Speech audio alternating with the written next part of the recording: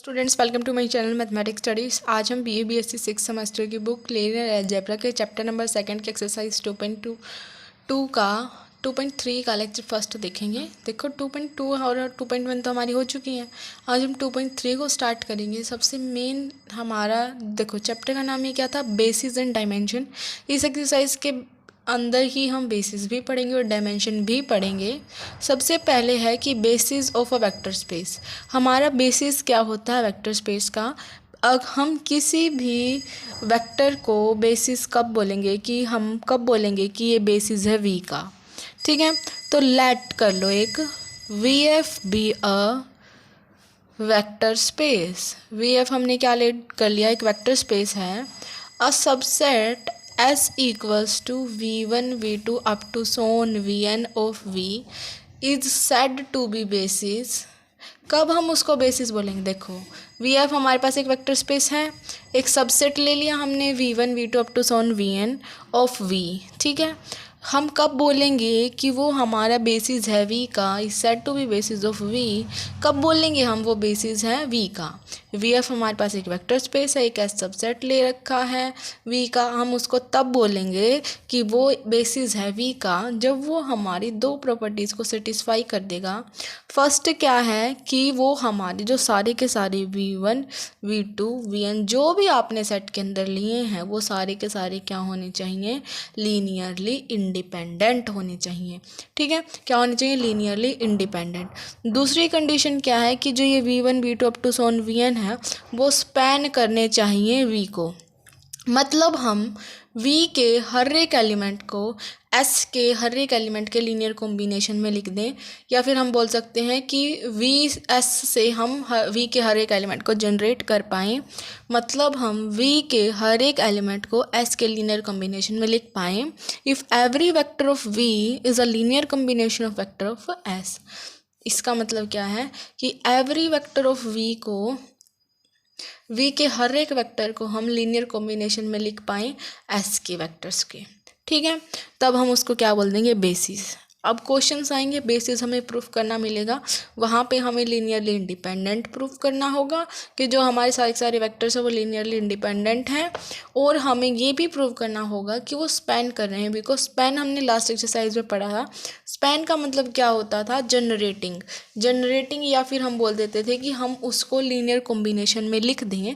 अगर हम वी के हर एक एलिमेंट को एस के लीनियर कॉम्बिनेशन में लिख दें तो वो हमारा क्या हो जाता, स्पैन हो जाता था। तो we equals to L S लिख दें, एक वो लीनियरली इंडिपेंडेंट हो जाए, तब हम उसको क्या बोलेंगे कि वो हमारा क्या हो गया, बेसिस ऑफ वी। एस को वी का बेसिस बताना है, एस को वी का basis. A subset S of V is said to be basis of V. S कब बोला जाएगा, वी का बेसिस, ये अच्छे से आना चाहिए कि एस को वी का बेसिस बताना है जब ये सारे के सारे एलिमेंट लीनियरली इंडिपेंडेंट हों और हम इनको वी पे स्पैन कर पाएँ। तब हम क्या बोलेंगे कि मतलब वी को उसके लीनियर कॉम्बिनेशन में लिख पाएँ। मतलब वी के हर एक एलिमेंट V1 मतलब वी के अंदर जो भी एलिमेंट होंगे उनको लीनियर कॉम्बिनेशन में, इनके लीनियर कॉम्बिनेशन में लिख पाएँ, तो वो हमारा क्या हो जाएगा, basis of a vector space. उसके बाद हमारे जैसे स्टैंडर्ड बेसिस होते हैं,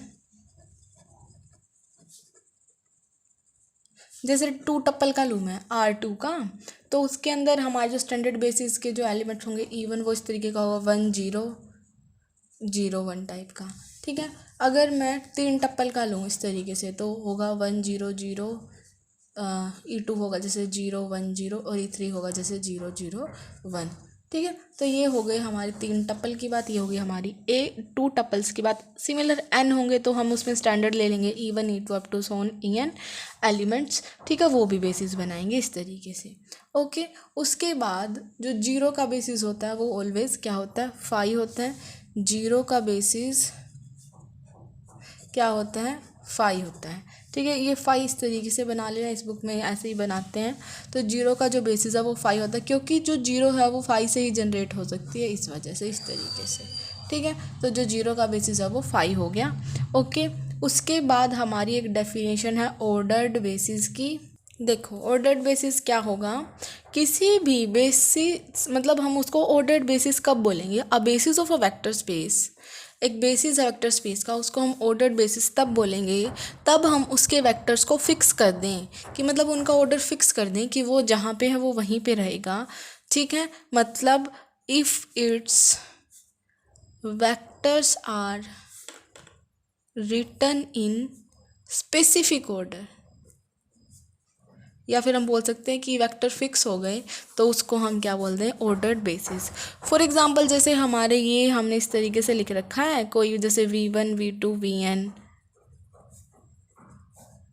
W1 W2 Wn, ये दोनों हमारे इक्वल कब होंगे, जब फर्स्ट के इक्वल हो, सेकंड के इक्वल हो, थर्ड लास्ट के इक्वल हो। तो ये स्पेसिफिक हो गया कि मतलब पक्का फर्स्ट के ही, सेकंड के ही, थर्ड के, nth के। तो मतलब हमारे यहाँ पे फिक्स करना पड़ा हमने इसका ऑर्डर। तो ये हमारा क्या होगा, ऑर्डर्ड बेसिस, या फिर हम बोल सकते हैं कि जिसमें हम आगे पीछे ना कर सकें। अगर यहाँ पे V3 आ गया, यहाँ पे V ना आ गया तो इक्वेट हम कर नहीं पाएंगे। तो यहाँ पे हमने क्या कर रखा है, इनको फिक्स कर रखा है, इनकी एक स्पेसिफिक ऑर्डर, इनकी स्पेसिफिक पोजीशन है। यहाँ पे एक बात और होती है कि जैसे हमने बेसिस पढ़ा, तो मेरे पास मान लो कुछ इस तरीके का कोई भी सेट है जिसके अंदर ये ही मान लो, जैसे ये लगा लो 1 0 है और 0 1 है। ठीक है, इसके अंदर अगर हम इन वाले एलिमेंट्स को आगे पीछे करके लिखे तो कोई दिक्कत नहीं होती। ऑल्सो हमारे किसी भी वेक्टर स्पेस के पास कितने भी बेसिस हो सकते हैं, किसी भी वेक्टर स्पेस के पास कितने भी बेसिस हो सकते हैं अलग अलग टाइप से, लेकिन नंबर ऑफ एलिमेंट सेम रहेंगे।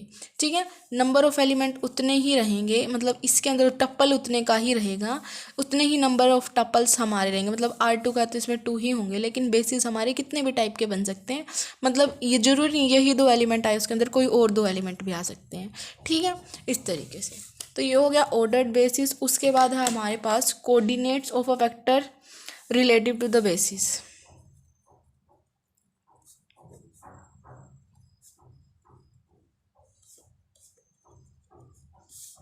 इसके अंदर हमारा क्या होगा, देखो जैसे हमारे पास हम कोई भी सेट ले लेते हैं इस तरीके का, जैसे V1 V2 up to Son Vn है। अगर इसके लिए हमारे क्या होते हैं, स्केलर्स एग्जिस्ट करते हैं, और there exist A1 A2 up to so on An scalars. उसको हम ऐसे लिख सकते हैं A1 V1 A2 V2 An Vn। जो हमारे लीनियर कॉम्बिनेशन में एक तरीके से जो ये स्केलर्स होते हैं ना, वही हमारे क्या होते हैं, कोऑर्डिनेट्स होते हैं। आपके एक आधे क्वेश्चन आएंगे बीच में, एक्सरसाइज में भी हैं, एक्सरसाइज में तो पक्का, एग्जाम्पल्स में पता नहीं है या नहीं, कि उसमें ये पूछेंगे कि कोऑर्डिनेट्स बताओ, तो हम ये A1 A2 वगैरह की वैल्यू निकालेंगे कोऑर्डिनेट्स निकालने के लिए। ठीक है, तो क्वेश्चंस में यूज़ होगा इस छोटे से कंसेप्ट का। बिल्कुल इजी क्वेश्चंस ही हैं, इसके क्वेश्चंस भी इजी ही हैं। अब देखेंगे हम थ्योरम, उससे पहले एक बार और देख लेते हैं छोटा छोटा, कि बेसिस के लिए हमें क्या चाहिए, कि जो हमारा एस हमने लिया है वो बेसिस कब होगा वी का, जब हमारे एस के सारे मतलब जो वेक्टर्स हैं वो लीनियरली इंडिपेंडेंट होने चाहिए, और वी के हर एक एलिमेंट को एस के लीनियर कॉम्बिनेशन में लिख सकें, मतलब V equals to LS type से लिख सकें। हमारे पास कुछ स्टैंडर्ड बेसिस होते हैं इस तरीके के, 2 टपल्स के, 3 टपल्स के, कितने भी नंबर ऑफ बेसिस हो सकते हैं किसी भी वेक्टर स्पेस के पास।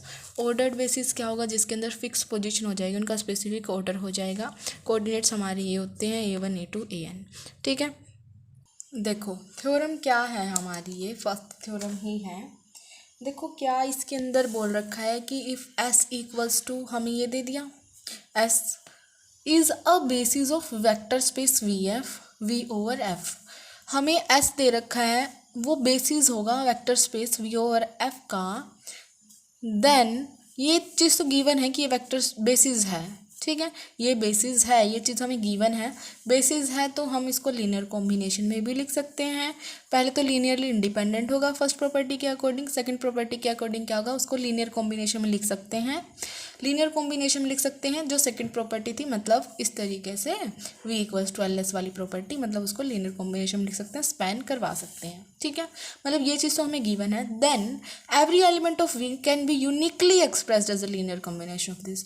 हमें ये पता है कि बेसिस है तो लीनियरली इंडिपेंडेंट होकर लीनियर कॉम्बिनेशन में लिख सकते हैं, लेकिन इन्होंने क्या बोला है कि वो सिर्फ और सिर्फ एक ही लीनियर कॉम्बिनेशन में लिख सकते हैं, यूनिकली एक्सप्रेस कर सकते हैं, ठीक है।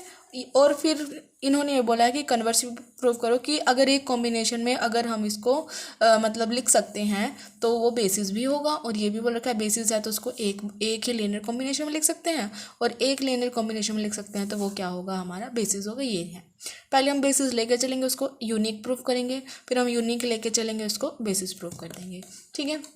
तो सबसे पहले हमें दे रखा है since S equals to V1 V2 up to so on Vn is a basis of Vf।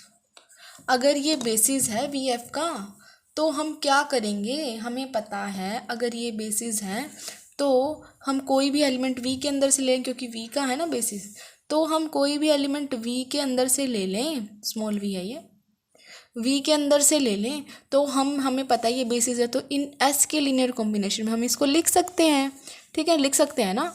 Then there exist scalars इस तरीके से A1 A2 up to so on An such that V equals to A1 V1 A2 V2 up to so on An Vn, ठीक है। जैसे ये V element इसके अंदर से है तो इसके लीनियर कॉम्बिनेशन में लिख दिया, ठीक है। लेट इफ पॉसिबल, क्योंकि हमें क्या दिखाना है, यूनिक प्रूफ करके दिखाना है, तो हम दो कंडीशंस तो लेके चलेंगे कि हमने कोई और अनदर स्केलर्स भी एग्जिस्ट करवा दिए कि there exist scalar B1 B2 up to so on Bn, और फिर हम ऐसे लिख दें इसको B1 V1 B2 V2 up to so on Bn Vn, ठीक है। तो हम ये दो चीज़ें लेके चल पड़े इस तरीके से, क्योंकि मुझे यूनिक प्रूफ कराना है तो मैं दो कंडीशन लेके चलूँगी, और एक तरीके से अगर मेरे A1 B1 A2 B2 An Bn equal आ गए ना तो वो मेरा क्या प्रूफ हो जाएगा, यूनिक प्रूफ हो जाएगा। तो इस वजह से मैंने दो तरीके से लीनियर कॉम्बिनेशन लिख दिया, V को A1 V1 A2 V2 An Bn भी लिख दिया, और V को B1 V1 B2 V2 Vn Vn भी लिख दिया। अब ये भी वैल्यू V की है, ये भी वैल्यू V की है, तो ये दोनों हम क्या कर दें, यहाँ पे इन दोनों को सब्ट्रैक्ट कर रहे हैं, फर्स्ट को सेकंड से सब्ट्रैक्ट कर दिया तो क्या हो जाएगा, जैसे ये तो जीरो हो जाएगा, यहाँ पे A1 minus B1 into V1 plus A2 minus B2 into V2 up to so on An minus Bn into Vn, ये तो हो गया। अब हमें क्वेश्चन में क्या बोल रखा है कि जो ये V1 V2 Vn वाला सेट है वो क्या है, बेसिस है। अगर ये बेसिस है तो ये लीनियरली इंडिपेंडेंट होगा, लीनियर कॉम्बिनेशन लिख सकते हैं, लीनियर कॉम्बिनेशन तो लिख दिया। अब ये हमें पता है लीनियरली इंडिपेंडेंट भी है, अगर ये लीनियरली इंडिपेंडेंट वेक्टर्स हैं तो जो इनके स्केलर्स होंगे वो सारे के सारे क्या होंगे, ज़ीरो। लीनियरली इंडिपेंडेंट की तो यही बात होती है कि क्योंकि ये बेसिस है, सिंस इट इज़ बेसिस, अगर ये बेसिस है तो ये लीनियरली इंडिपेंडेंट होंगे, लीनियरली इंडिपेंडेंट होंगे तो स्केलर्स ऑल जीरो होंगे। इसका मतलब A1 माइनस B1 भी जीरो, A2 माइनस B2 भी जीरो, An माइनस Bn भी जीरो। यहाँ से हम लिख सकते हैं A1 equals to B1 A2 equals to B2 up to so on An equals to Bn। इसका मतलब हम लेके तो चले थे ये अलग अलग, लेकिन ये तो क्या आ गए, सेम आ गए। इसका मतलब ये हमारा कैसा पूरी प्रूफ हो गया, यूनिक प्रूफ हो गया कि हमें S दे रखा था basis of vector space VF, तो हमने बोलना था कि जो ये है ना हम उसको यूनिकली एक्सप्रेस कर सकते हैं, ठीक है। तो हमने ये S लिया बेसिस ऑफ VF, हमने इसके अंदर से एक एलिमेंट उठा लिया V के अंदर से, जिसको हम लीनियर कॉम्बिनेशन लिखेंगे S के एलिमेंट्स के, यही डेफिनेशन कराई मैंने आपको। तो लीनियर कॉम्बिनेशन लिख दिया, एक बार और लिख दिया। मुझे अब ये प्रूफ करके दिखाना है A1 B1 A2 B2 An Bn सारे इक्वल हो जाएं, ठीक है। तो हमने कर दिया सब्ट्रैक्ट करने के बाद हमें पता है कि ये बेसिस है, बेसिस की फर्स्ट प्रॉपर्टी होती है कि लीनियर इंडिपेंडेंट होगा, लीनियरली इंडिपेंडेंट होगा तो सारे स्केलर जीरो हो जाएंगे, सारे स्केलर जीरो हो गए तो ये इक्वल आ गया, तो ये क्या हो गया, यूनिक। अब हमें इसका कन्वर्स पार्ट लेके चलना है। कन्वर्स पार्ट के अंदर हमारा क्या होगा कि हम एक यूनिक लीनियर कॉम्बिनेशन तो लेके चलेंगे और उसको बेसिस क्या कर देंगे, proof. Let every element in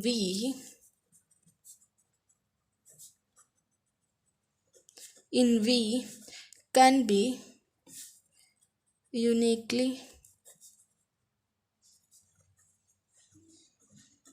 express in S, ठीक है। तो वो कोई भी एलिमेंट मैंने जीरो उठा लिया V के अंदर से, ठीक है।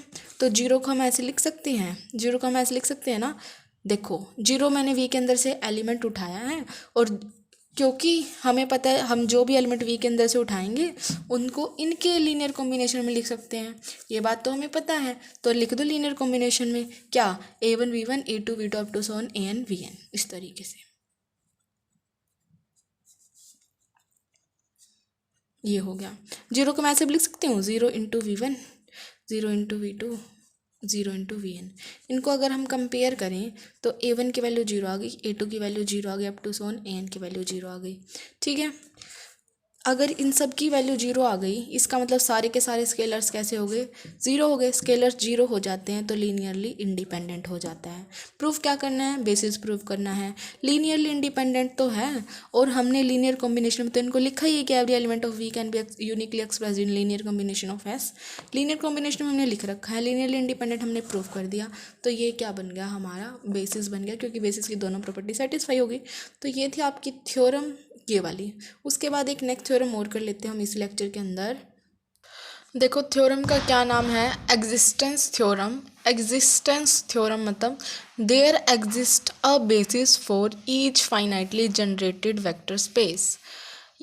एग्जिस्टेंस थ्योरम मतलब एग्जिस्ट करेगा, नाम से भी आ सकती है कि state and proof existence theorem. तो आपको स्टेटमेंट भी लर्न होनी चाहिए कि देयर एग्जिस्ट अ बेसिस, यहाँ पे एक बेसिस एग्जिस्ट करेगा for each finitely generated vector space. एक हम फाइनाइटली जनरेटेड वेक्टर स्पेस लेके चलेंगे अपनी तरफ से, फाइनाइटली जनरेटेड वेक्टर स्पेस हम लेके चलेंगे, हम प्रूफ करेंगे कि वो बेसिस होगा। एक फाइनाइटली जनरेटेड वेक्टर स्पेस लेके चलेंगे और प्रूफ करेंगे कि वो basis, there exist a basis, यहाँ पे एक बेसिस एग्जिस्ट करेगा हर एक फाइनाइटली जनरेटेड वेक्टर स्पेस के लिए। ठीक है, तो बेसिस हम प्रूफ करेंगे और फाइनाइटली जनरेटेड वेक्टर स्पेस हम लेके चलेंगे। तो लेट कर लो S1 V1 V2 up to Son VN be finitely, finitely है क्योंकि VN से VN तक हमें पता है कितने नंबर ऑफ एलिमेंट है N। तो ये फाइनाइटली जनरेटेड वेक्टर स्पेस हो गया। ठीक है, let S be finitely generated vector space, VF भी लिख सकते हैं आप इस तरीके से। ओके, तो ये होगा। अब मुझे क्या प्रूफ करके दिखाना है, इसको बेसिस प्रूफ करके दिखाना है। ठीक है, बेसिस प्रूफ करने के लिए मुझे दो प्रॉपर्टी चाहिए, एक तो लीनियरली इंडिपेंडेंट और एक मैं उसको जनरेट करवा दूँ, लीनियर कॉम्बिनेशन में लिख दूँ जनरेट करवा दूँ, यही बातें थी। जनरेटेड तो हमें बोल ही रखा है, तो इस प्रॉपर्टी का तो कोई यूज़ है नहीं, क्योंकि जनरेटिंग तो हमें बोल ही रखा है कि फाइनाइटली जनरेटिंग वेक्टर स्पेस, तो सेकंड प्रॉपर्टी तो है ही। सिर्फ हमें क्या प्रूफ करके दिखाना है, इसके अंदर लीनियरली इंडिपेंडेंट प्रूफ करके दिखाना है। ठीक है, तो हम दो केस लेके चलेंगे इसके अंदर। अगर मेरा if S is linearly independent, अगर मेरा S लीनियरली इंडिपेंडेंट है, ठीक है, देन S इज़ बेसिस, क्योंकि बेसिस के लिए सिर्फ एक ही प्रॉपर्टी रह गई थी, जनरेटिंग तो था ही, वो बेसिस के लिए एक प्रॉपर्टी रह गई थी कि लीनियरली इंडिपेंडेंट हो। अगर S लीनियरली इंडिपेंडेंट होगा तो then S is basis for VF। ठीक है, लेकिन ज़रूरी नहीं है S लीनियरली इंडिपेंडेंट हो। अगर S डिपेंडेंट है, if S is linearly dependent, तब क्या होगा हमारा, ये है थ्योरम में मेन कंसेप्ट। तो ये तो आपको पता ही था, अभी तक हमने कर लिया अच्छे से। अगर मेरा S लीनियरली डिपेंडेंट है तो हम क्या करेंगे, if S is linearly dependent है, देन S इज़, फिर हम क्या करेंगे कि ये तो बेसिस हुआ नहीं अभी, तो फिर अब हम इसको बेसिस किस तरीके से प्रूफ करेंगे वो देखो। अगर S लीनियरली डिपेंडेंट है, लीनियरली डिपेंडेंट हो या इंडिपेंडेंट हो, तो हम उसके अंदर से एक वेक्टर लेके उसको लीनियर कॉम्बिनेशन में दूसरों के लिख सकते हैं। ये हमने जब लेक्चर 1 में ही मैंने 2.1 के बताया था, लीनियरली डिपेंडेंट और इंडिपेंडेंट। तो हम इस तरीके से ले सकते हैं कि लीनियरली डिपेंडेंट है, लेकिन जनरेटिंग तो बोल ही रखा है ना, लीनियरली जनरेटिंग तो बोल ही रखा है, तो हम इसके अंदर से कोई एलिमेंट उठा के इसके लीनियर कॉम्बिनेशन में तो लिख ही सकते हैं, क्योंकि जनरेटिंग तो बोल रखा है। तो हमने एक एलिमेंट VR ले लिया, ठीक है, किसके अंदर से ले लिया, VR, V के अंदर से। वी के हर एक एलिमेंट को इसके लीनियर कॉम्बिनेशन में हम लिख सकते हैं, क्योंकि जनरेटिंग बाय V है, इस वजह से। तो हम इस तरीके से लिख देंगे, जैसे हमने ये V1 V2 अप टू सोन, बीच में VR माइनस, फिर हमने एक VR एलिमेंट लिया है, उसको इनके लीनियर कॉम्बिनेशन में लिख सकते हैं। ठीक है, तो हम कैसे लिखेंगे, वहाँ पे हमारे उसके लिए जो स्केलर एग्जिस्ट हो जाएंगे B1 B2 up to so on BN, तो इसको हम ऐसे लिखेंगे B1 V1 B2 V2 BR -1 VR -1, VR की फॉर्म में तो लिख रहे हैं, तो बीच में वो तो लिखेंगे नहीं, BR +1 VR +1 up to so on BN VN। दोबारा से सुनो क्या है, लीनियरली इंडिपेंडेंट था ना, तो S बेसिस हो गया, इसमें तो कोई दिक्कत नहीं है।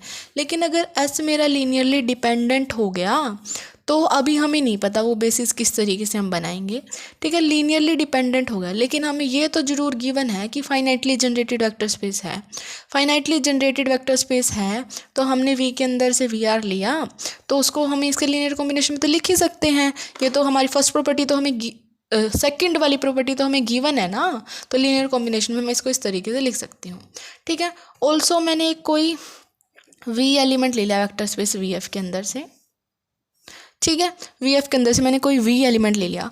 अब वी है उसको मैं इन सारों के लीनियर कॉम्बिनेशन में देखो इसके बीच से मैं कोई एलिमेंट उठा के इनके लीनियर कॉम्बिनेशन में लिख सकती हूँ क्योंकि लीनियरली डिपेंडेंट है। ऑल्सो हमारा जनरेटिंग है तो वी हम कोई एलिमेंट ले लें किसके अंदर से, वी एफ के अंदर से, तो हम उसको लीनियर कॉम्बिनेशन में लिख सकते हैं एस वाले एलिमेंट्स के। तो we equals to a one v one sorry b one क्योंकि स्केलर्स हम क्या लेके चले हैं इसके अंदर, no yes a one v one a two v two. अभी बताती हूँ कैसे लिएंगे, a r minus one we are minus one, A r v r, a r plus one we are plus one, up to so on a n v n. देखो क्या किया है, linearly dependent था। वी आर हमने क्या किया, एक element उठा लिया वी के अंदर से वी आर, ठीक है। उसको हमने क्या किया, अगर हमने वो वी आर हमने एक तरीके से वी के अंदर से उठाया है और वो इसके बीच का ही कोई एलिमेंट है तो हम उसको इनके लीनियर कॉम्बिनेशन में लिख सकते हैं ना, तो वो हमने लिख दिया। फिर हमने एक वी उठाया कोई इसके बाहर का एलिमेंट, ठीक है, वो वी एफ, उसके लिए जो हमारे स्केलर्स होंगे वो कोई अलग एग्जिस्ट करेंगे ए वन ए टू टाइप के, तो वो हमने ये लिख दिए। और उसके लिए हमने लिख दिया फिर a one v one a two v two a n v n, ठीक है। ये हो गया इस तरीके से। ये थोड़ा स्टेप है जो आपका लर्निंग रहेगा कि हमने किस तरीके से लेना है। लेकिन जब आप एग्जिस्टेंस थ्योरम है और एक हमारी एक और थ्योरम है आपकी इसके अंदर एक्सटेंशन थ्योरम, इन दोनों थ्योरम का इतना यूज़ होगा आगे जाके आपको लर्न रहेगा बिल्कुल अच्छे से स्टेप कि ऐसे ही करना है, तो अच्छा ऐसे ऐसे ऐसे करना है, ठीक है। लीनियरली डिपेंडेंट था, एक वी आर लिया वी के अंदर से उसको इसके लीनियर कॉम्बिनेशन में लिखा, एक वी बाहर से लिया इसके लीनियर कॉम्बिनेशन में लिखा, इस तरीके से, ठीक है। अब हमें क्या करना है इसके अंदर, जो हमारे यहाँ पे जो ये वी आर की वैल्यू आई ना वो ए आर वी आर, ये रहा, इस वी आर के अंदर इसकी वैल्यू पुट कर दो। तो वी क्या हो गया हमारा a one v one a two v two A r minus one we are minus one plus a r, v r की वैल्यू क्या थी b one b two b r minus one b r plus one up to so on b n plus ये वाली term आ गई थी। इसके बाद a r plus one we are plus one up to so on a n v N, ये term आ गई, ठीक है। अब देखो ये हमने क्या लिख रखा है, वी को इन सब के लीनियर कॉम्बिनेशन में लिख रखा है। किस किस के लीनियर कॉम्बिनेशन में लिख रखा है, a one a two A r minus one A R B one A R B two, इस तरीके से इन सारों के लीनियर कॉम्बिनेशन में लिख रखा है, ठीक है। ये हमारे क्या हैं, ये हमारे स्केलर हैं, ये हमारे क्या हैं स्केलर हैं, और लीनियर कॉम्बिनेशन हमने लिख रखा है। ये जैसे ये स्केलर हो गए A R B one A R B two A R multiply हो गए, लेकिन नंबर ऑफ एलिमेंट्स इसके अंदर क्या है, V one V two V are minus one से लेके ये वो V one V two V are minus one V N, element वही हमारे वी वन से लेके वी एन तक के, जिसके अंदर सिर्फ एक बात है कि अब जो हमारे ये जो सेट बन गया है ना अब नया, जो कि जिसको हमने लीनियर कॉम्बिनेशन में लिख रखा है, इसके अंदर एक एलिमेंट नहीं है। कौन सा एलिमेंट नहीं है, वी आर, क्योंकि वी आर की तो वैल्यू रखी दी, तो वो कहाँ से होगा, इसके अंदर नहीं है। इसका मतलब अब जो ये नया सेट हुआ है ना, जिसको हमने इसके लीनियर कॉम्बिनेशन में लिख रखा है, मतलब वो हमारा सेट क्या होगा जिसके अंदर V one V two V three